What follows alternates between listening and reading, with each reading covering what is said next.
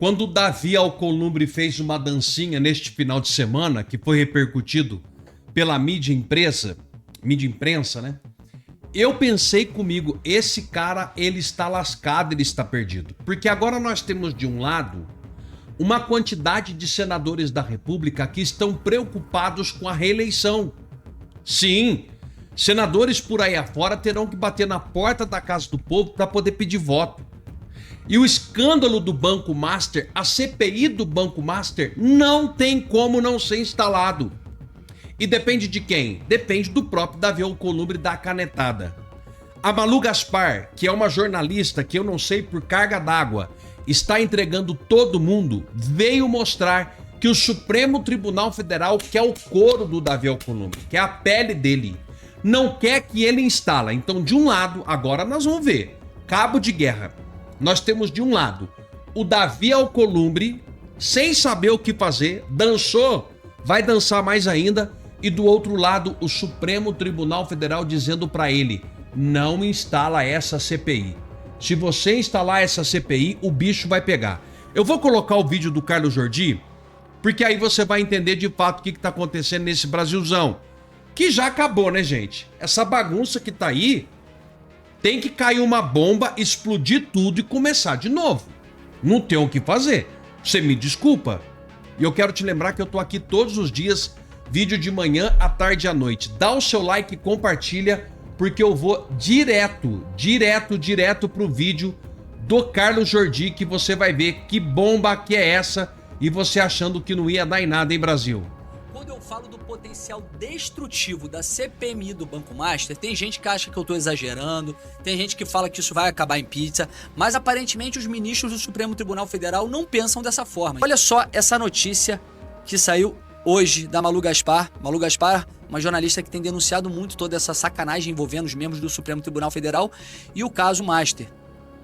Ministros do STF pressionam Alcolumbre contra a instalação da CPI do Master. Os ministros do STF, Moraes e Dias Toffoli, têm pressionado integrantes do Senado, especialmente o presidente da casa, Davi Alcolumbre, para barrar a instalação da CPMI do Master, que é a CPMI que eu protocolei o requerimento. Os dois ministros e seus familiares possuem conexões com o dono do banco, Daniel Vorcaro, e por isso temem a abertura de uma nova frente de investigação no Congresso.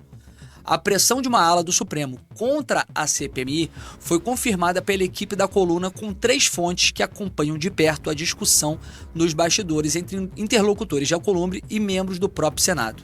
De acordo com relatos obtidos pelo blog, os ministros têm alegado que a CPMI, caso seja instalada, poderia aprofundar o desgaste da imagem do Supremo em um momento em que a atuação de Toffoli, relator do caso do Master, entrou na mira da opinião pública e de colegas do próprio tribunal. Pessoal, olha que loucura que nós estamos vivendo. Eles estão preocupados em barrar uma investigação, um instrumento constitucional que serve para realmente fazer investigações sobre fatos criminosos, e eles estão pensando simplesmente em manter a sua imagem sem desgaste, uma imagem que eles estão promovendo esse desgaste por conta das suas relações promíscuas, as suas relações institucionais totalmente prostituídas, e querem simplesmente fazer com que não sejam divulgadas essas informações para a sociedade. Eles não estão preocupados em esclarecer isso, prestar esclarecimentos, mostrar a verdade, dizer que são equívocos ou fazer um meia-culpa sobre os fatos que ocorreram, mas sim em não fazer com que a imagem deles possa ser mais desgastada, porque estão sendo reveladas verdades sobre esse caso. Os magistrados temem a convocação de seus familiares para apresentar esclarecimentos à CPMI. Conforme revelou o blog, o contrato de escritório da advogada Viviane Barsi de Moraes, mulher de Alexandre de Moraes, com o Master, previa o pagamento de 3,6 milhões todo mês ao longo de um período de 3 anos, totalizando 130 milhões. É evidente que quando o Vorcaro, o Banco Master, contrataram a Viviane, a esposa do Alexandre de Moraes, não estava contratando ela. Estava contratando o próprio Moraes para fazer lobby na venda do Banco Master para o BRB.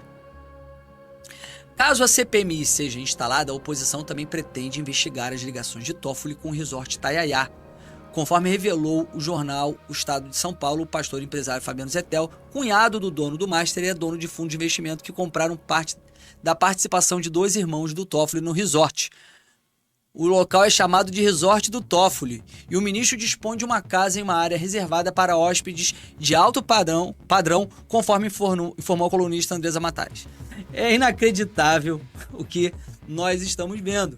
Os ministros não querem uma CPMI, estão interessados somente em se proteger das cagadas, das safadezas que eles fizeram. Estão pressionando Alcolumbre para que ele não faça a instalação desse colegiado para apurar essas irregularidades. Mas nem precisa pressionar muito o Alcolumbre, né? Porque olha só essa matéria que saiu hoje. Eu acho que vocês viram essa notícia. O indicado por Alcolumbre, diretor da Previdência do Amapá, é alvo da PF. Jocildo Silva Lemos é o presidente da Previdência do Amapá e foi indicado para o cargo pelo presidente do Senado, Davi Alcolumbre. Alcolumbre não está entre os investigados na operação, mas vai estar na CPMI. Vai estar na CPMI.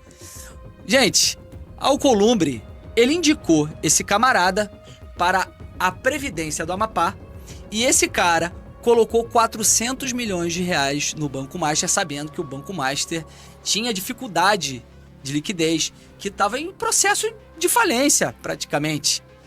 E ele está sofrendo essa pressão, Alcolumbre está sofrendo essa pressão dos membros do Supremo Tribunal Federal para que não seja instalada a CPMI do Banco Master. E aí, né, nessa outra reportagem da Malu Gaspar, tem aqui um fato interessante aqui, que ela relata. Até o momento, nem Hugo Mota na Câmara e nem Alcolumbre no Senado tem indicado ter nenhuma intenção de instalar a CPMI. Nos bastidores, Alcolumbre tem dito que se a pressão pela comissão se tornar insustentável, ele poderá autorizar a CPI só com senadores, dado que ele tem maior controle sobre a casa do que Hugo Mota. CPI, que ocorre individualmente em uma casa, é discricionário, não depende da boa vontade do presidente instalar ou não. A CPMI não. Desde o momento que você tem o número de assinaturas, tem as 171 na Câmara e 27 no Senado, protocola o requerimento. Na próxima sessão do Congresso Nacional deve ser lido o requerimento de uma forma automática, que é assim que está o artigo 21 do Regimento Interno do Congresso Nacional. É automática. Só que com essa pressão que está tendo dos ministros do Supremo, Alcolumbre pode tentar fazer o quê? Fazer uma CPI no Senado, porque também tem requerimento na CPI do Senado, no Senado para a abertura de uma CPI do Banco Master, para que ele possa ter o controle, para não ter deputados como nós lá, para fazer toda a força-tarefa de investigação sobre esse caso, para convocar, por exemplo, a esposa do Moraes, os irmãos do Toffoli, todas as pessoas envolvidas. Ele vai querer, talvez, fazer uma CPI para manter o controle. Mas, nesse caso, se ele quiser instalar a CPI do Senado e barrar a nossa, ele incorre em crime de responsabilidade. Porque ele não tem essa discricionariedade. Está no regimento do Congresso Nacional. É automática. Nunca aconteceu isso na história do Congresso Nacional. Uma CPMI não ser instalada. Pessoal, se eu tinha alguma certeza de que essa é uma missão de vida, de que nós temos que fazer essa CPMI a qualquer custo, agora, com todas essas notícias, primeiro dessa pressão de Moraes e Toffoli querendo tentar mitigar o dano à imagem deles, sendo que eles deveriam prestar esclarecimentos e eles estão tentando barrar a CPMI, e também agora com essa notícia de que o indicado do Alcolumbre no Amapá, que colocou recurso, 400 milhões, no Banco Master, sabendo que o Banco Master estava em processo de falência, agora eu tenho certeza absoluta que nós temos que lutar para fazer com que essa CPMI avance. Nós vamos trabalhar para essa ser a nossa prioridade 01, número 1 esse ano. Isso é mais importante do que eleição, pessoal.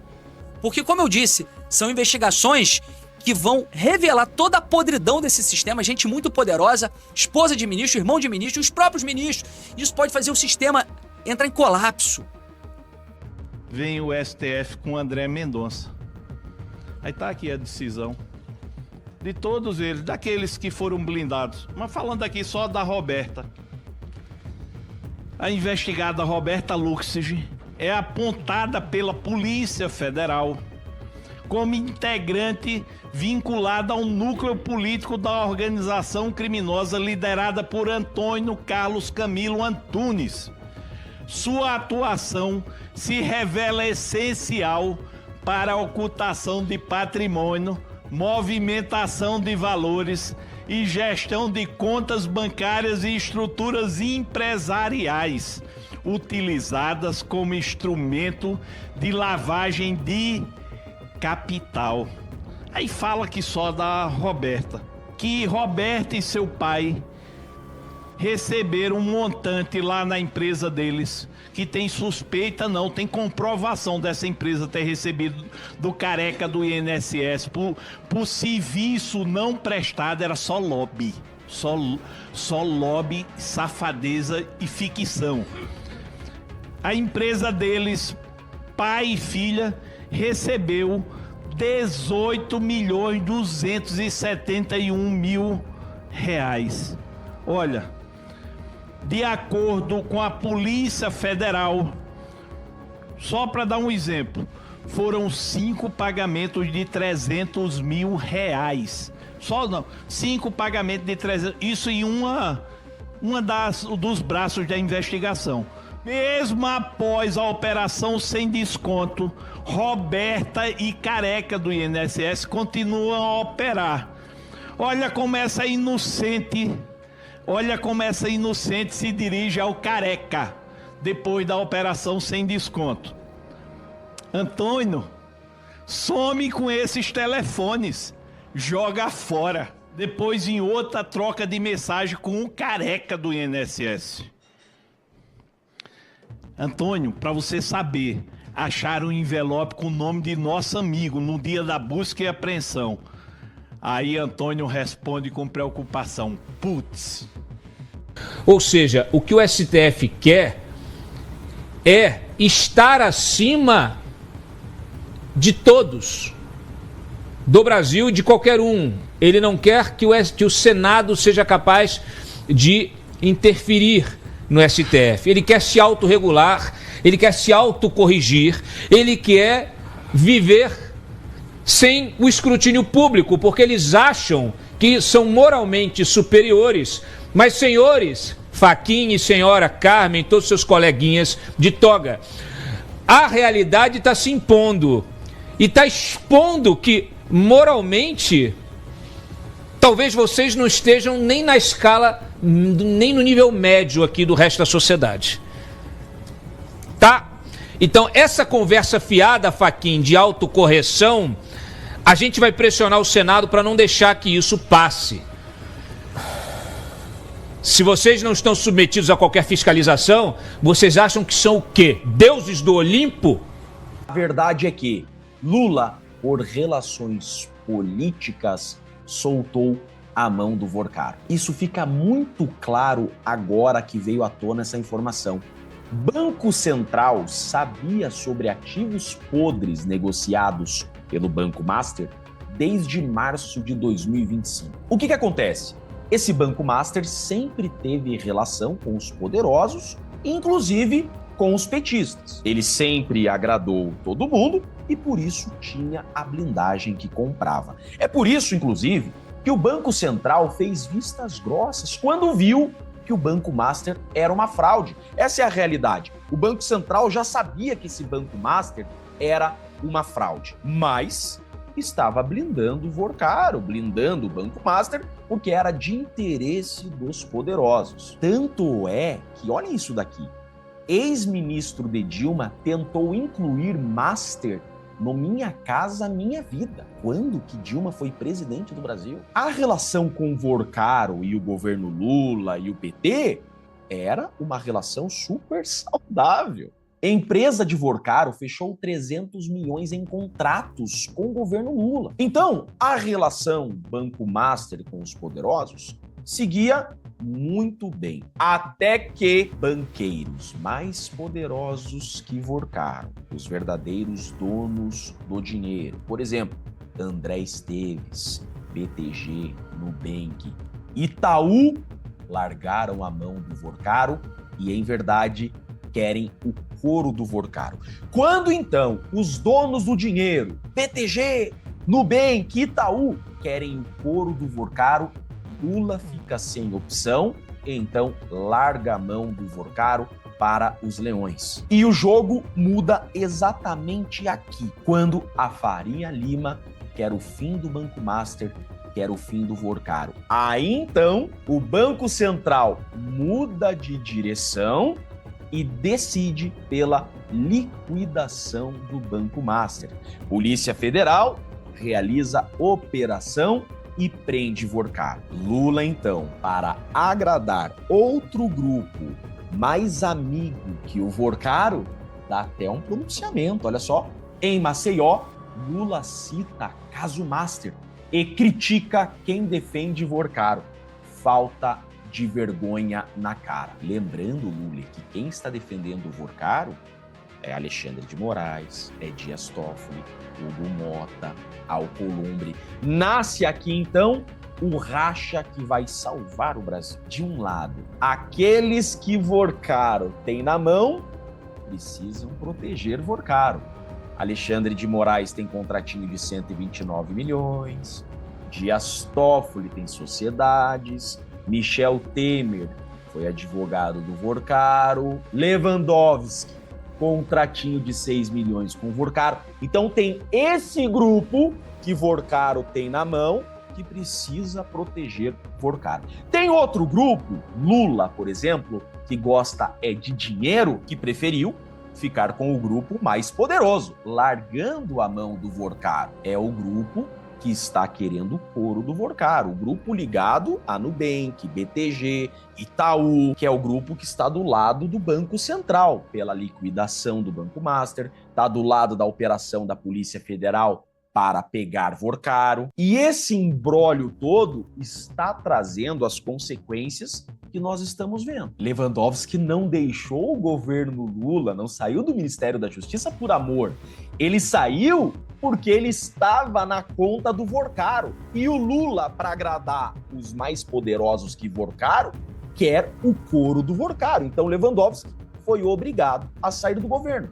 Contrato com o Master acelerou saída de Lewandowski da justiça.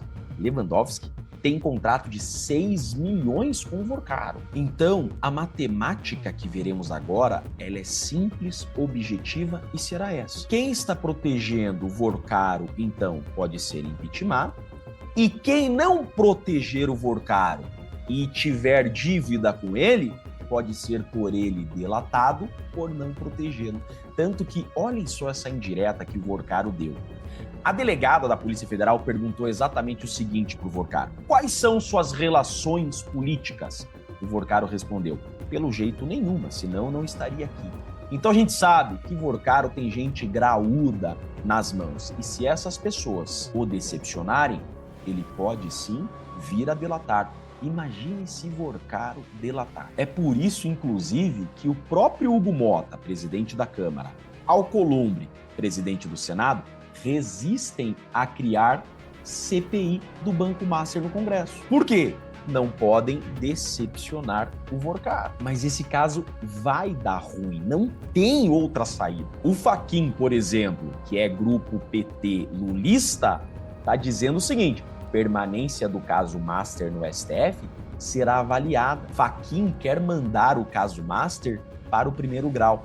Gente, se o Fachin manda esse caso Master para o primeiro grau, e ele já tem aval do Lula para isso, Lula já largou a mão do Vorcaro. Se Vorcaro delatar o Lula, isso já está precificado. Lula prefere estar do lado do dinheiro. E se isso acontecer, do caso do Master ir para primeiro grau, Vorcaro vai se sentir traído, não protegido, e vai abrir o bico. Então, a matemática é uma só. Ou quem defende Vorcaro acabará impeachmentado, ou quem trair Vorcaro será por ele delatado. Eu quero mais é que todos esses corruptos se explodam. Eu torço pela briga. Rogério Souza, ó, quase na cabeceira da mesa. Onde está Rogério Souza? Isso foi no início do governo Lula. Onde está Rogério Souza? Tornozeleira. Vigílio. Ele, com a família, receberam quase 30 milhões. Aonde está Vigílio? Quando a gente começou, estava solto. Aonde está Vigílio? Na chave. Alexandre, ex de Gov, também investigado, tá aqui, recebeu mais de 4 milhões e meio do Careca. Marcos Brito. Rapaz, parece que esse Marcos Brito, eu não sei se eu tô certo ou errado, tá no DENIT, na diretoria financeira, alguma coisa, e hoje tá onde?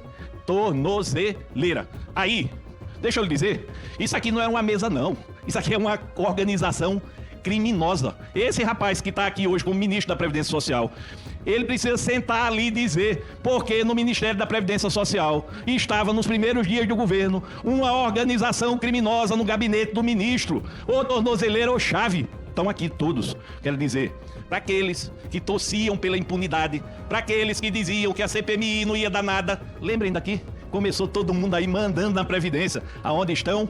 Chave. Passa. Agora, nós vamos falar da CPMI em si. Presidente, o senhor foi eleito presidente por um acaso. O governo já tinha presidente certo, era blindagem. Trouxeram esse homem de Minas Gerais que eu nunca tinha ouvido falar. E ele tá dando show. O Brasil não quer perseguição à direita nem à esquerda. O Brasil quer uma apuração séria. Eu sou testemunha viva da história que o senhor é um presidente correto e que não aceita pressão. Por isso nós chegamos até aqui. Nós precisamos passar 4 meses nos descontos associativos. Quanto? Estamos falando de um montante de 10 bilhões de reais em 10 anos. Passamos 4 meses. Descobrimos tantas coisas. Eu só fiz aí só um apanhado. Chegamos em fevereiro. Retomamos na data de hoje a segunda parte da investigação. Quem são os investigados agora? O Sistema Financeiro Nacional. Deixa eu dizer o seguinte, as associações, elas tinham muitos padrinhos, eu vi de perto, muitos padrinhos na política, mas o Sistema Financeiro Nacional aqui, ele tem uma banda do parlamento lutando para continuar na impunidade e na safadeza. Enquanto lá nós estávamos com 10 bilhões, aqui nós vamos estar tratando de recursos nos últimos 5 anos, entre 400 bilhões e 500 bilhões. Ninguém quer que faça milagre numa investigação de 1 mês e poucos dias, porque em fevereiro os senhores viram praticamente as sessões encurtadas. Então, assim, qual é a melhor coisa para a impunidade? O tempo. Então a gente teve 4 meses para desconto associativo, ainda vamos continuar e vamos ter 1 mês e meio para um ambiente de quase 500 bilhões de reais. Aí esse cidadão que estava aqui, chamado Marcel Van Hatten, vendo isso, recolheu mais de 200 assinaturas entre deputados e senadores para prorrogar a CPMI por 4 meses. A CPMI está lá no regimento e na lei, com as assinaturas. O nomezinho é assim, prorrogação automática. Só falta uma coisa. Tem uma sessão do Congresso Nacional e o presidente do Congresso Nacional, que meteu sigilo nas visitas de Careca ao Congresso, ao Senado da República, que é a casa do povo, paga pelo povo. O presidente sequer mandou autuar o pedido de prorrogação. O que é que eu quero dizer com isso? Eu não acredito na prorrogação da CPMI por ato do presidente e do senador. Eu acho que nós temos que pensar numa ida ao STF para prorrogar os trabalhos, porque é direito do povo brasileiro diante dos requisitos objetivos e subjetivos. Nós vamos expor o Sistema Financeiro Nacional, que é a parte mais forte de tudo isso. Mas há muita gente aqui na CPMI, não é fora não, é aqui, querendo que essa CPMI feche a tampa e esqueça muita coisa. Por isso, senhor presidente, nós estamos lutando contra o sistema. Para mim, pouco importa se é de direita ou se é de esquerda. Até hoje, eu nunca recusei com voto a convocação de quem quer que seja. Mas quero dizer mais, senhor presidente, não vamos fazer favor com o chapéu do aposentado e do pensionista. Banco tem muito a oferecer. Tem muita gente aqui dentro do Congresso que vendeu a alma e o coração ao sistema financeiro. Mas escolheram pessoas que têm compromisso com o povo. E nós vamos lutar para mostrar isso dentro dessa investigação. Passa aqui. Vamos falar sobre uma determinação do ministro Alexandre de Moraes. Ele deu 15 dias para que o governo do Rio de Janeiro envie todas as imagens, áudios, as gravações daquela mega operação que aconteceu em outubro do ano passado, nos complexos da Penha e do Alemão. E aí lembramos, Pedro, aquela foi a ação mais letal da história do país, com 120 mortos. O que a gente traz aqui, não só relembrando o que aconteceu no Rio de Janeiro, naquele fim de outubro do ano passado, mas também o que mais determina o ministro do Supremo Tribunal Federal. Carol, foi no dia 28 de outubro, né, aquela operação na zona norte da capital fluminense, nos complexos de favelas da Penha e do Alemão. Foram 122 mortos, sendo 5 policiais.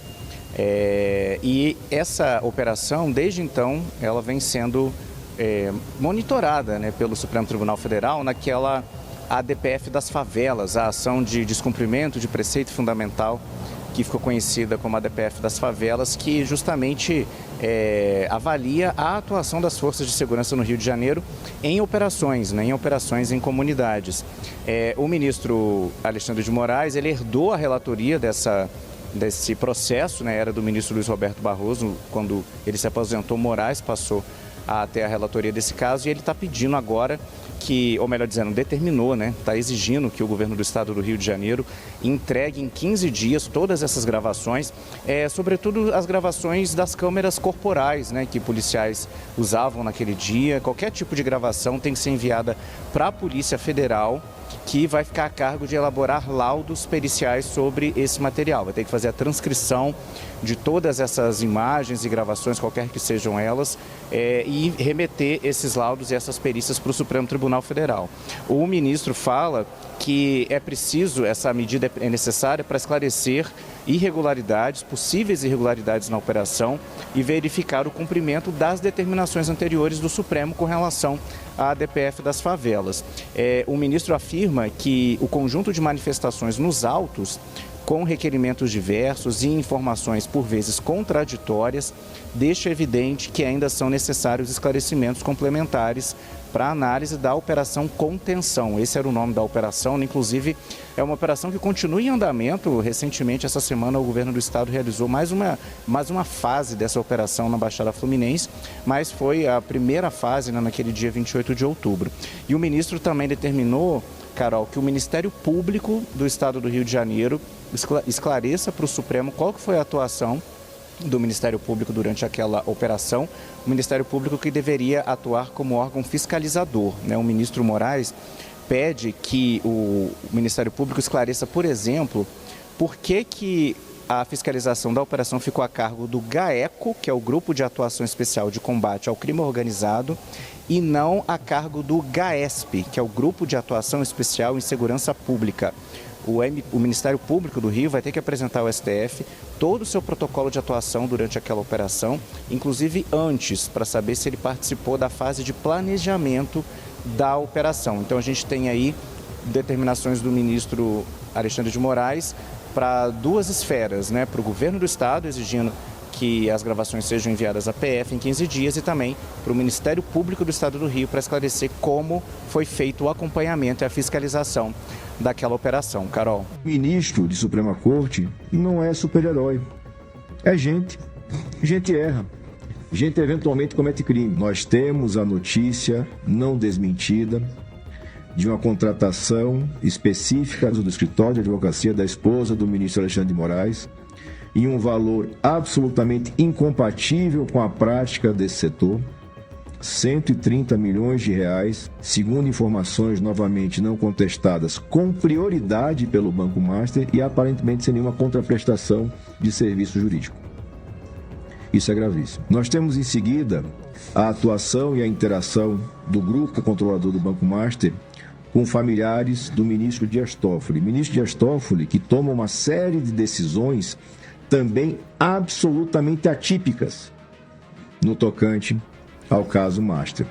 Então, o fato é que na República, o único espaço que tem legitimidade constitucional para fazer essa apuração é justamente o Senado. E é preciso que, pela primeira vez na nossa história, tenhamos a coragem e o senso histórico de responsabilidade de fazer essa apuração. Doa quem doer.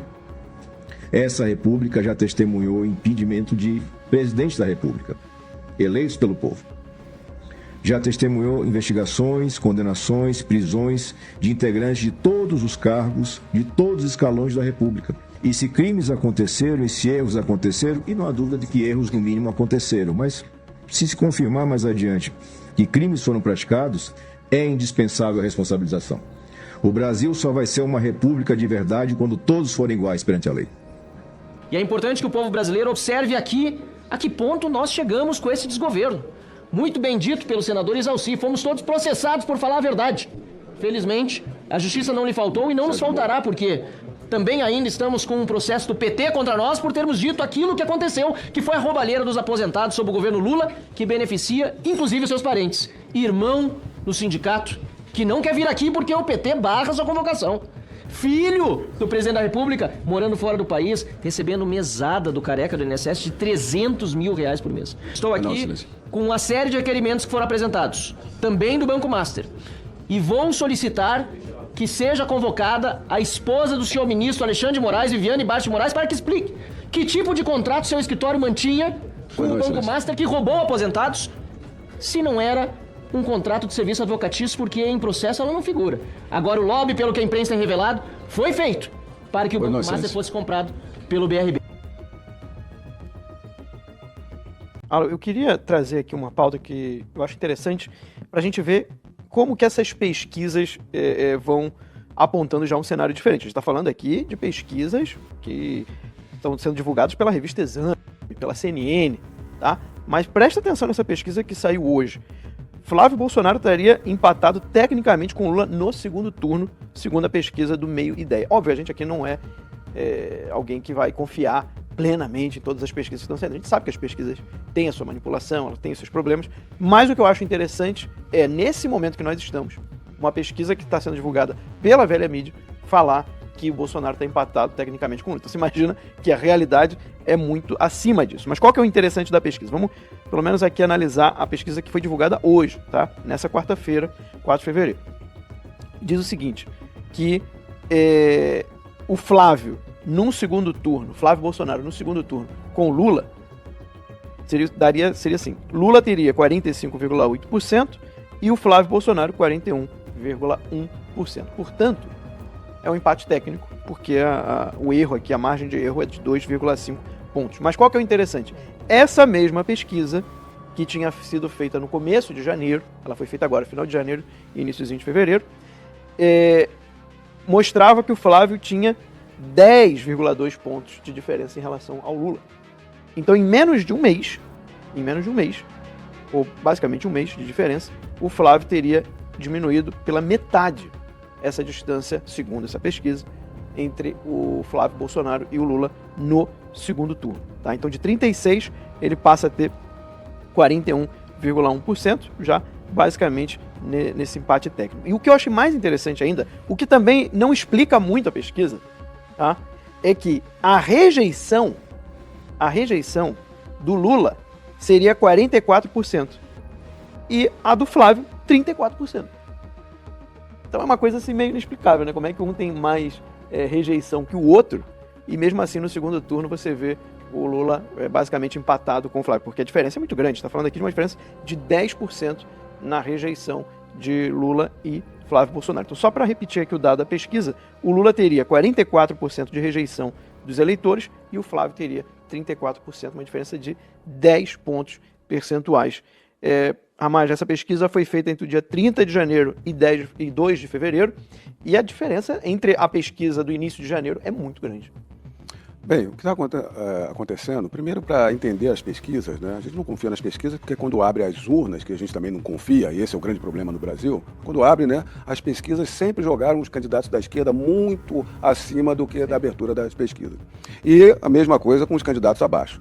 Em 2018, Bolsonaro não tinha quase chance nenhuma, e quando se viu, eles tiveram que acertar as pesquisas no final, porque não tinha como não demonstrar que Bolsonaro estava na frente e ganhou muito à frente as eleições de 2018. Em 2022, o tracking deu Lula desde o começo e mantendo e Bolsonaro subindo. O que a gente sabe que a pesquisa, né, esses favorecimentos acontecem dependendo ainda de quem pede a pesquisa. Mas eles também não podem fugir muito daquele desvio padrão. E é isso que eles fazem, tá? O desvio padrão, eles jogam os da esquerda lá em cima do desvio padrão e jogam da direita mais abaixo. Tem que ter consciência disso. E tendo esse parâmetro, quando a gente verifica que o Flávio Bolsonaro já largou bem tracionado muito à frente, demonstrando que trazia os votos de Bolsonaro. As pesquisas ainda botavam o presidente Bolsonaro, porque o cidadão mais humilde não tem ainda a noção de que Bolsonaro não pode competir ou não. Hoje as pesquisas já demonstram que o Flávio Bolsonaro já está bem acima do próprio Bolsonaro. A população já está entendendo que o Bolsonaro não vai estar nas eleições, e é o Flávio que é o candidato. Já demonstrou muito à frente do Tarcísio. Ainda em São Paulo também, à frente do Tarcísio, ou seja, Jair Bolsonaro estava certo no seu planejamento eleitoral, assim como ele esteve certo quando disse que Tarcísio Gomes, lá em 2022, seria o candidato para o governo de São Paulo. Ninguém acreditava.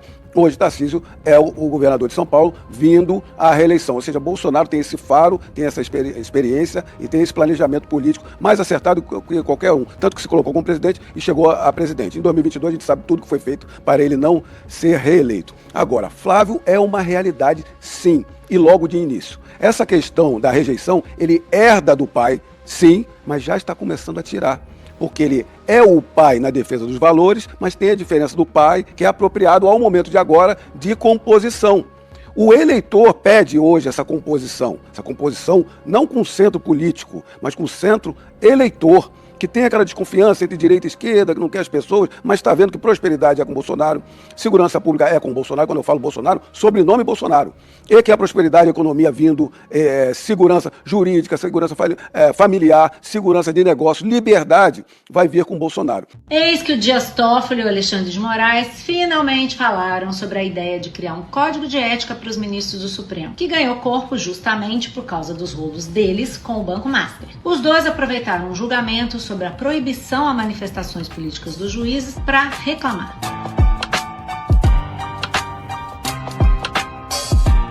O Xandão diz que está havendo uma demonização das palestras. Ao que o Toffoli engatou uma explicação de que os juízes podem sim receber por palestras e ser acionistas de empresas, só não podem ser dirigentes. E ainda mandou essa. É acionista de um banco, então não vai poder julgar ninguém do sistema financeiro? Ao final, o Alexandre de Moraes acusou de ignorância e má fé quem diz que o STF autorizou os juízes a julgar casos em que os parentes são advogados. Bom, gente, má fé foi o que não faltou nesse episódio. Vamos por partes. Ninguém falou que os ministros do STF não podem fazer palestras. O que se quer é que eles sejam transparentes e digam para a sociedade quem está pagando e quanto está pagando. E não só pelas palestras, mas também pelos hotéis de luxo, pelos jatinhos e todas essas despesas que a gente sabe que são os empresários que bancam. Também ninguém está dizendo que ministro não pode ser sócio de empresa. E eles sabem disso. Mas quando a família de um ministro vende um negócio por milhões de reais para o grupo de um banqueiro, como aconteceu com a família do Toffoli, não dá para ele querer relatar e ainda julgar um processo desse mesmo banqueiro. E não precisa de lei para isso, né?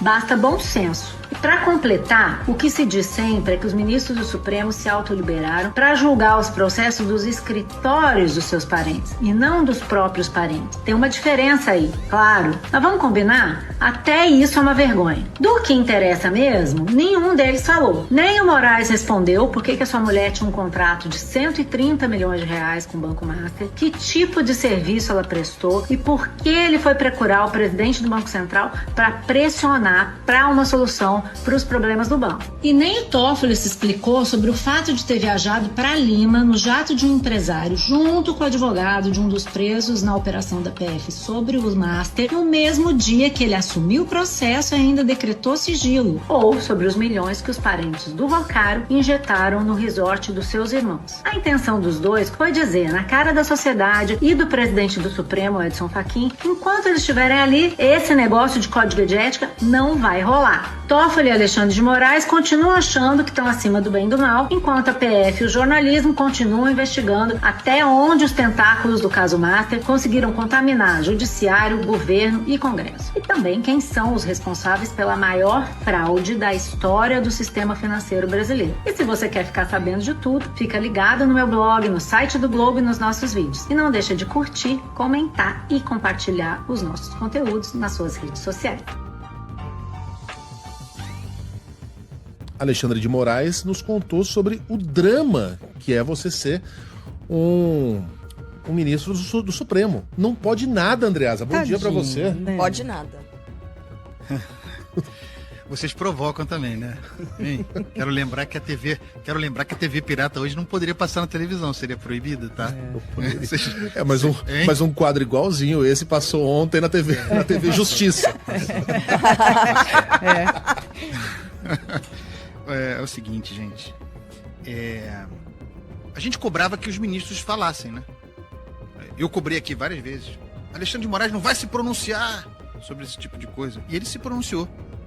E eu não vou dizer, caramba, era melhor que não tivesse se pronunciado. Não, eu queria que ele se pronunciasse. Ontem foi um espetáculo de clareza. Uma clareza degradante. Mas é melhor que seja assim. Clareza. Expôs o seu pensamento sobre o império que pensam existir no Supremo Tribunal Federal, à margem da República. Não deixa de ser uma resposta ao ministro Fachin. Por quê? O ministro Fachin, no seu discurso, falou em autocorreção e na criação, na implementação de um código de ética. E o código de ética, ele não ia enfrentar esse problema dos penduricalhos, que, na minha visão, desmoraliza o judiciário. Por que desmoraliza o judiciário? Porque um juiz, um desembargador, ele é pago para fazer o outro cumprir a lei. E como é que na vida pessoal ele embolsa um dinheiro que está fora da lei? Então, uma contradição que mancha a imagem da justiça. Só que o Fachin, como presidente do Conselho Nacional de Justiça, poderia atacar a questão dos penduricalhos. Sim. Mas o Dino sai na frente. Ou seja, o Fachin acabou de assumir, né? Não é que ele tenha se omitido ou seja contra, mas a decisão do Dino, ela não deixa de ser uma resposta. Ó, enquanto vocês estão discutindo aí questão de valor de palestra que diz a respeito ao ministro, a um CPF, vamos falar sério, vamos enfrentar o que realmente é importante, que afeta dezenas, quiçá milhares de pessoas do judiciário.